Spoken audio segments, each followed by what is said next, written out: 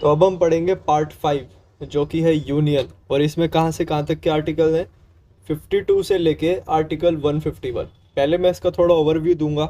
इसमें जो एग्जीक्यूटिव वाला पार्ट है वो है आर्टिकल 52 से लेके आर्टिकल 78, जिसमें कि सबसे पहले हम पढ़ेंगे प्रेसिडेंट जो है आर्टिकल 52 से 62, फिर वाइस प्रेसिडेंट जो कि है 63 से 71, council of ministers with PM जो कि है आर्टिकल 74 और 75, और अटॉर्नी जनरल ऑफ इंडिया जो कि है आर्टिकल 76।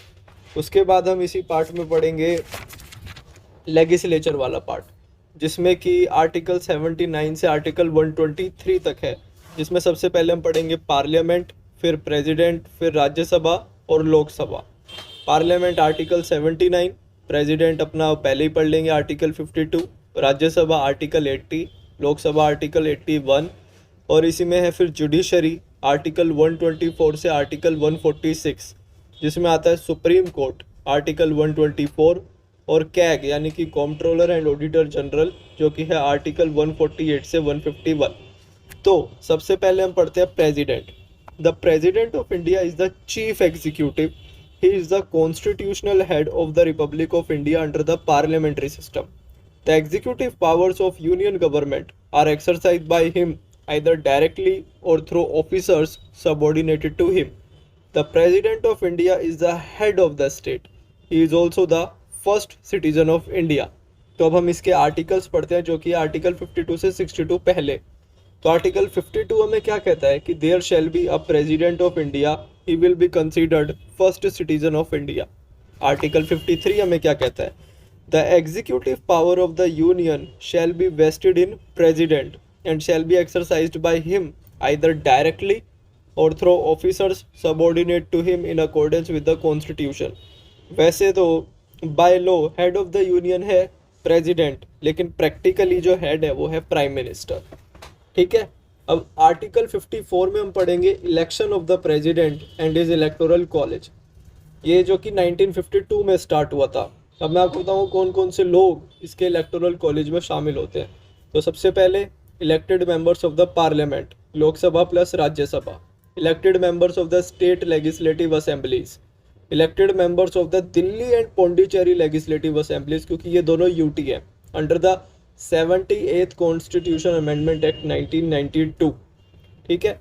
अब आर्टिकल 55 आता है कि जो इलेक्शन प्रोसेस ऑफ प्रेसिडेंट है is proportional representation by means of single transferable vote and through secret ballot, यानी indirect elections, single transferable indirect vote system। Article 56 हमें बताता है टर्म ऑफ द प्रेसिडेंट जो कि है 5 साल। He can give his resignation any time to vice president. Article 57 हमें कहता है provision of re election of president. ठीक है। Article 58 is about the qualification of the president जो कि है he should be the citizen of India, minimum age 35 years, no post of profit, he should be eligible to be the member of Lok Sabha।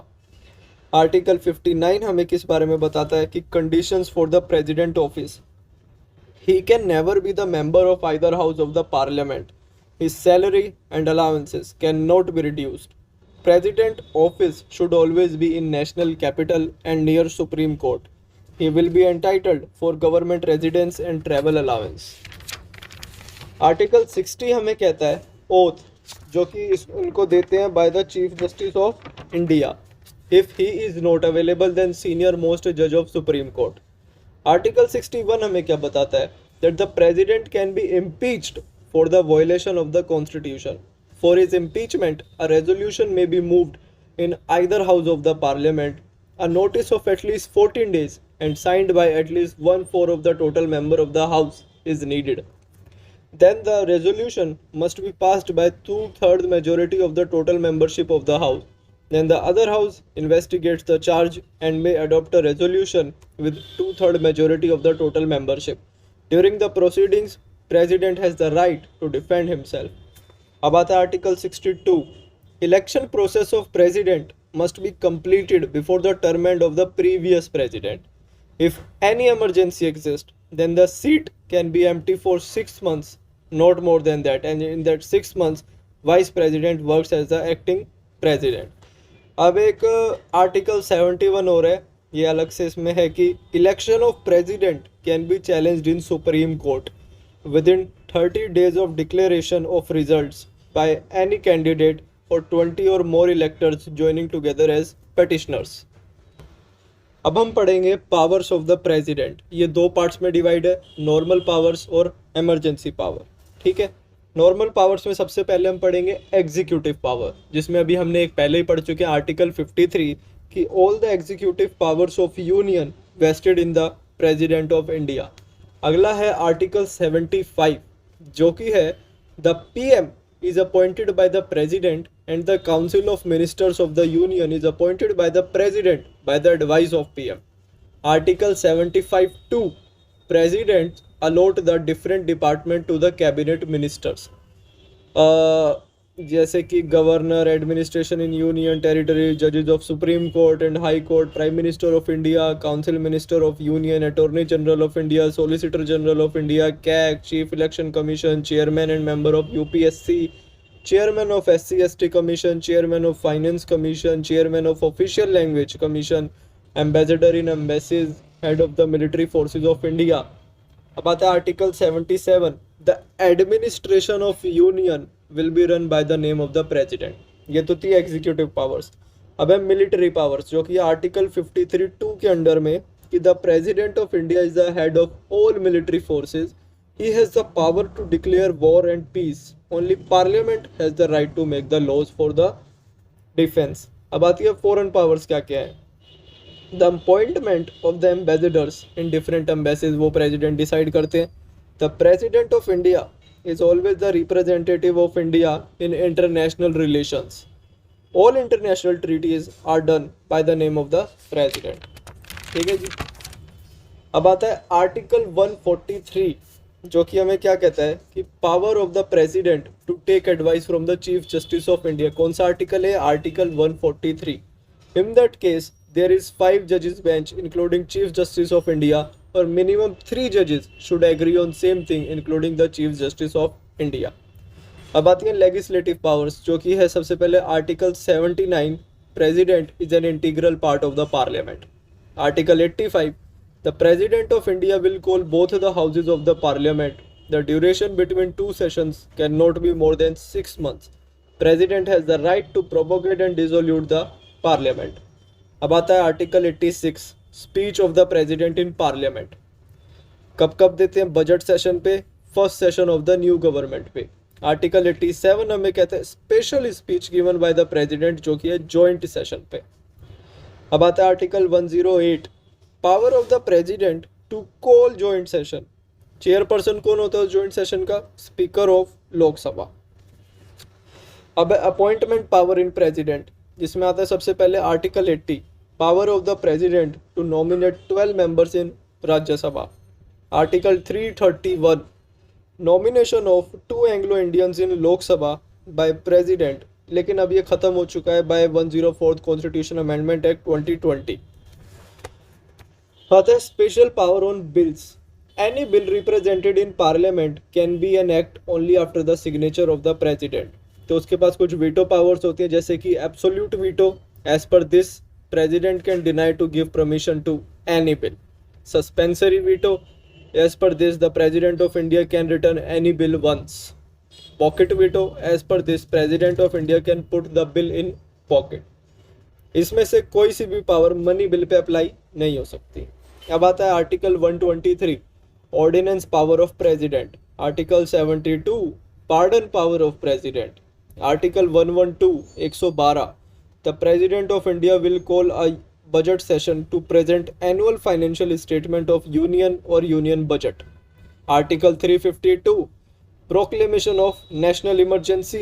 Article 356 Provision of President Rule in State और Article 360 Proclamation of Financial Emergency, जो कि 3 बार लग चुकी है 1962, 1971 और 1975। अब कुछ note है, मतलब कि कुछ बातें हैं। Nominated members of either house of the parliament और state are not eligible to include in the electoral college. He makes rules for the more convenient transaction of business of the government and allocates among ministers such business.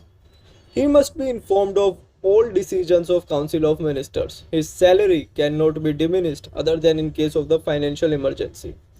अब एक last article 74 आता है कि the real executive power is exercise by the council of ministers. The article provides that the president shall accept the advice of his council of ministers.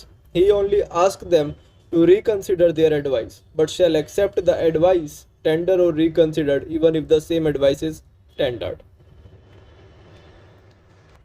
तो अब है vice president के बारे में, जिसमें आया था सबसे पहले आर्टिकल 63, जो कि है there shall be a vice president of India.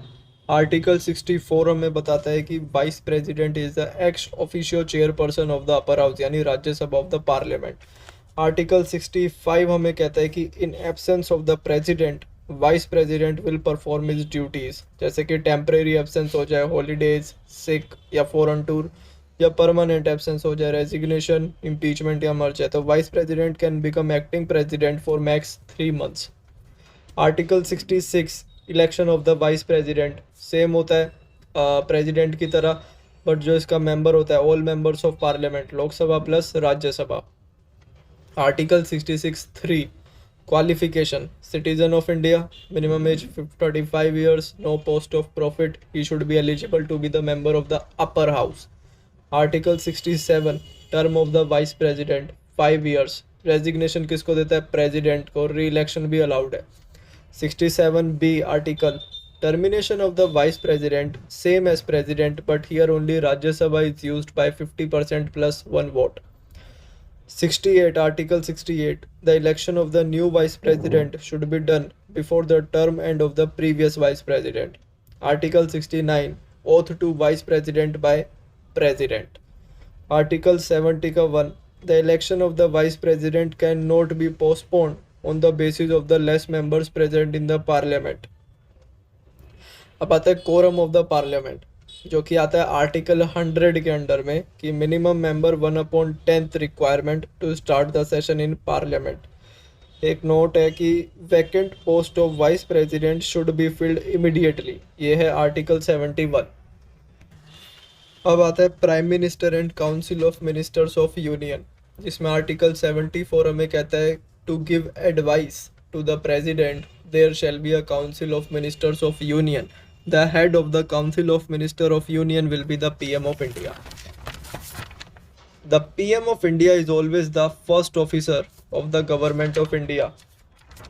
तो president क्या था?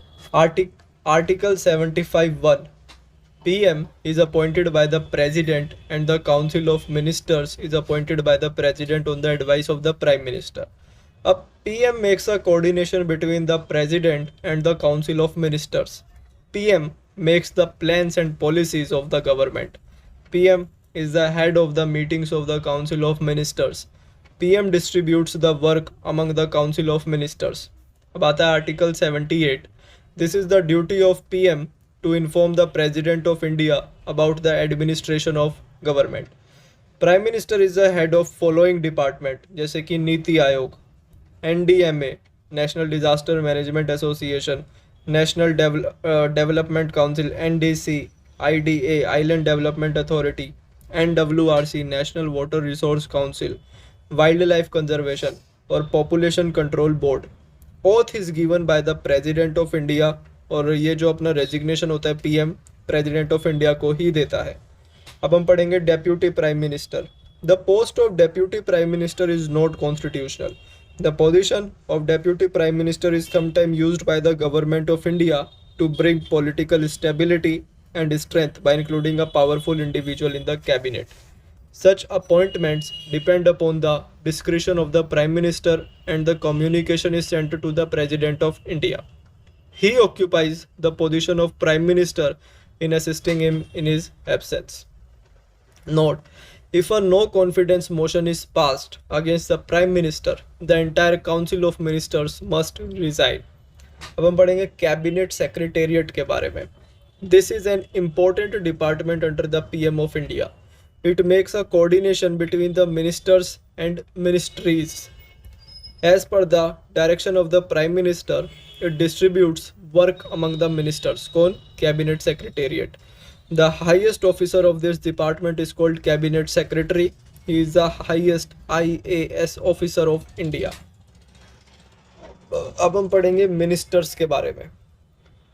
Bye 91st constitution amendment act 2003, 15% of the members of the Lok Sabha can be made ministers. Types of ministers, सबसे पहला cabinet minister, they come under very important department and ministries. State ministers, they work under cabinet ministers.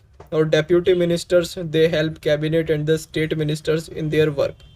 अब अगला आता है attorney general of India, जो कि है article 76 कि there shall be a attorney general of India. He is the first law officer of India. He is the legal adviser of the government of India. In case of the impeachment of the president, he give representation to President of India.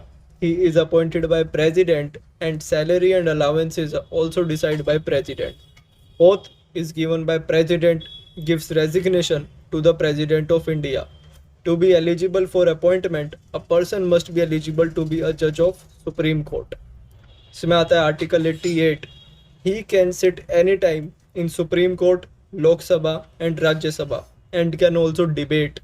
He can take part in the proceedings of Parliament without voting rights.